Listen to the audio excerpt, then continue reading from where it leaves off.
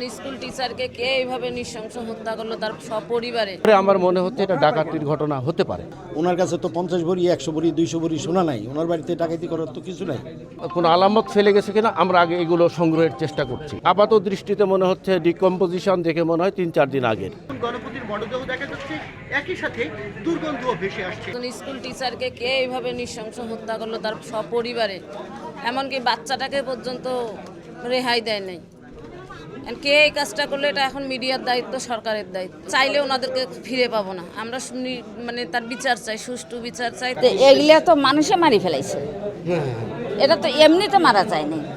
ঘর দুয়ে তন্নছাড়া আর মানুষ যদি সেই রকম হয়তো গুন্ডে ডাকাতেরা তারা মনে করো একটা হাত বান্ধি থুবে বা কাকু আদামারি করে থুয়ে যাবে, তো এদের মারার উদ্দেশ্য আছে। ডাকাতির সিমটম আছে, কিন্তু ইনার বাড়ি ইনার থেকে টাকাওয়ালা নাই রংপুরে, তার বাড়ি তো ডাকাতি করতে পারে। তা আমার মনে হচ্ছে যে ওনার সাথে কোনো কারোর হয়তো কোনো কন্ডিশন, তারা হয়তো কিছু দাবি করতেছিল, হয়তো এই ধরনের কোনো কিছু ছিল, তার কারণে এখানে ডাকাতি করার কি আছে। ওনার কাছে তো 50 ভরি 100 ভরি 200 ভরি সোনা নাই, ওনার বাড়িতে ডাকাতি করার তো কিছু নাই। যে এত বড় একটি ঘটনা ঘটলো, চারটি প্রাণ এখানে নিঃশেষ হয়ে গেল, আশপাশের লোক 3-4 দিন কিছু জানলো না, আসলে এটা একটা অদ্ভুত বিষয়। আমি প্রথম ফোনটা পেয়েছি ওসি কোতোয়ালির কাছ থেকে। উনি আমাদের কাছে ক্রাইম সিন টিমের একটা চাহিদা দিয়েছিলেন। এরকম একটা ঘটনা উনি আমাদেরকে বলছিলেন যে ভিতরে বোধহয় একাধিক লাশ থাকতে পারে 3-4 দিন আগের। আমি সঙ্গে সঙ্গে আমার একজন ইন্সপেক্টর এবং ক্রাইম সিন টিমকে এখানে পাঠিয়েছি। আমি নিজেও এখানে এসেছি।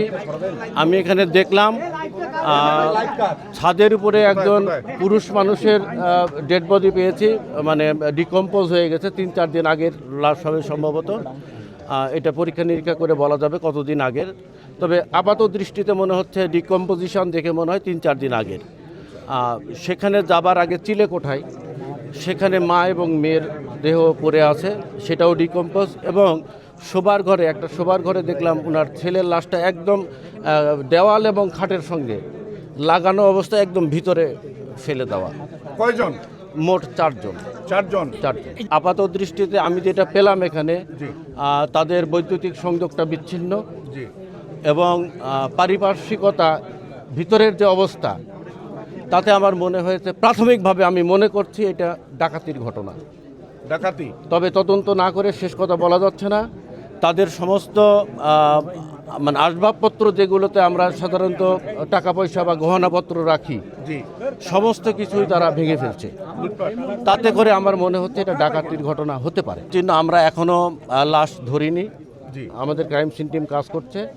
বডিগুলো একদম ডিকম্পোজিশন, এবং প্রত্যেকের ক্ষেত্রে আমি দেখলাম যে গলায় আপনার রশি বা গামছা বা গেঞ্জি এরকম প্যাটার্ন। আমরা এখনও ডিটেলস বডিগুলোকে টাচ করি নাই।